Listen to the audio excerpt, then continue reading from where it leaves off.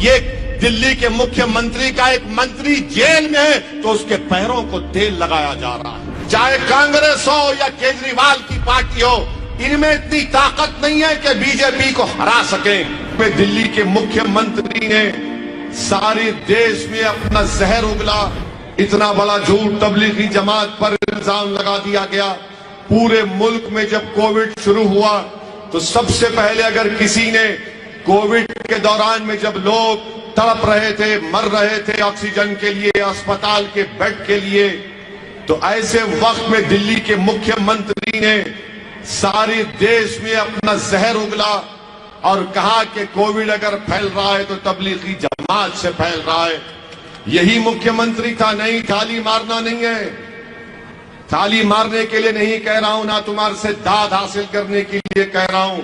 मेरा मकसद यह है कि जब आप यहां से उठकर जाएंगे तो एक सोच और फिक्र लेकर जाएं। जिस दिल्ली के मुख्यमंत्री ने तबलीगी जमात को बदनाम किया, मुसलमानों को बदनाम किया, और जब कोविड की लिस्ट जारी की जाती थी तो उसमें एक तरफ कहा जाता था कि इतने कोविड के पेशेंट हैं, बाजू लिखा जाता था तबलीगी जमात सुपर स्प्रेडर से इतने पेशेंट बढ़ गए। और पूरे मुल्क में, पूरे वतन अजीज में मुसलमानों को शक की निगाहों से देखना शुरू कर दिए लोग। अरे ये दाढ़ी वाला है, ये बुर्का पहनने वाली है, इससे कोविड फैल रहा है। नफरत बढ़ गई, कई लोगों पर हमला हुआ, इलाज नहीं हुआ, और उसका तमाम की तमाम जिम्मेदारी मौजूदा दिल्ली के मुख्यमंत्री पर आयद होती है।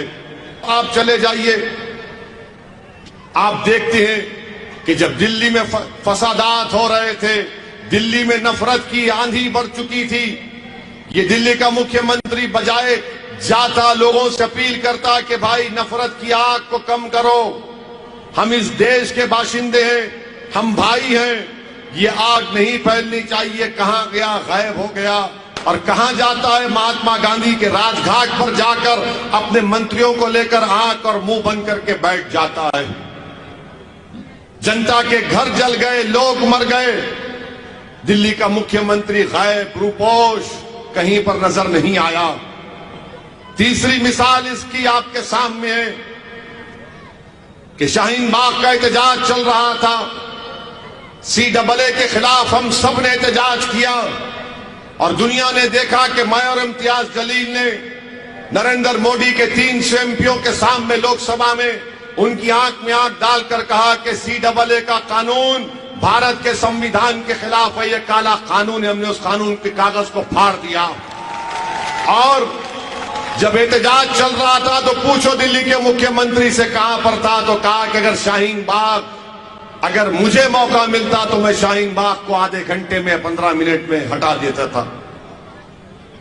फिर दिल्ली के फसादात में इन्हीं की पार्टी का एक शख्स जो बीजेपी में चला गया, उसने नारा लगाया देश के गद्दारों को गोली मारो।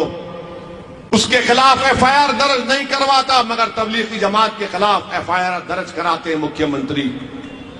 मेरे अजीज दोस्तों और बुजुर्गों, ये दिल्ली के मुख्यमंत्री का असली चेहरा है, ये दिल्ली के मुख्यमंत्री की असली सोच है।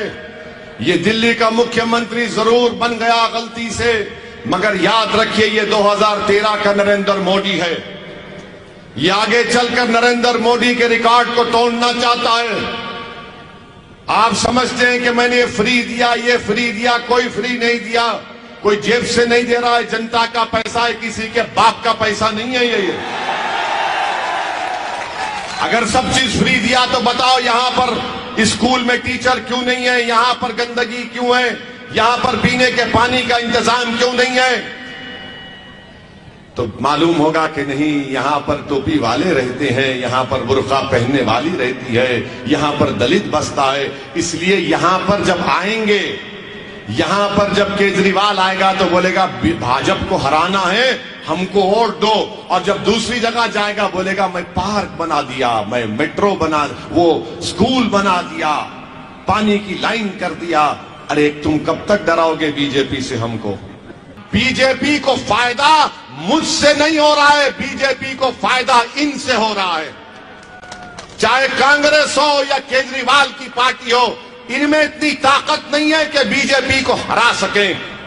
और गले में सांप लाकर हमारे डालते हैं कि तुम तुम रोको बीजेपी को। आप समझो इस बात को कि आपके वोट से बीजेपी नहीं जीत रही है, कांग्रेस और केजरीवाल के वोट से मोदी प्रधानमंत्री 2 मर्तबा बन गए और गले में सांप हमारे गले में लाकर डाल दिया जाता है।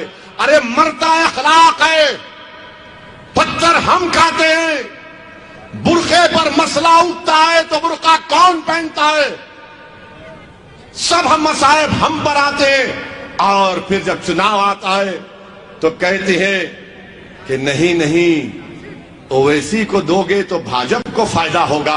अरे तुम इतने चुनाव हार गए, बेगैरत हो क्या तुम लोग? ये कांग्रेस और आप बीजेपी को नहीं हरा सकते तो मगर आप और हमारे दरमियान में आकर कहेंगे नहीं नहीं ओवैसी की बात को यकीन मत करो। पूछो इनसे बुरखे के मसले पर क्या बोला केजरीवाल, पूछो, बुलाकर पूछो उसको, दिल्ली के मुख्यमंत्री को कि बोलो यूनिफॉर्म सिविल कोड पर तुम्हारी राय क्या है, बिल्किस बानो पर तुम्हारी राय क्या है। पूछो उससे कि बुरखे पर तुम्हारी राय क्या है। पूछो उससे कि आपके इस वार्ड में क्यों स्कूल में टीचर नहीं है, क्यों कचरा नहीं उठता। तो मुख्यमंत्री बोलेगा भैया बीजेपी को हराना है, हमारे बच्चे जेल में हैं। क्या खालिद सैफी जेल में नहीं है?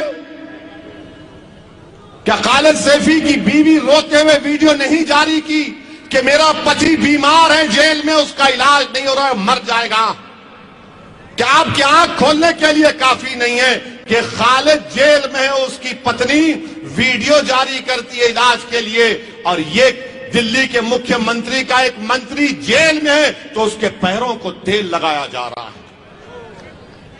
ये तुम्हारी जिंदगी है, ये हमारी इज्जत है कि बीवी पुकार रही है अपने पति के लिए। उससे बड़ा इल्जाम दिल्ली के मंत्री के ऊपर है, ईडी का केस है उसके ऊपर, मगर उसको जेल में तेल लगाया जा रहा है। और खालिद को जेल में ले जाने से पहले लाठियों से मारा गया था।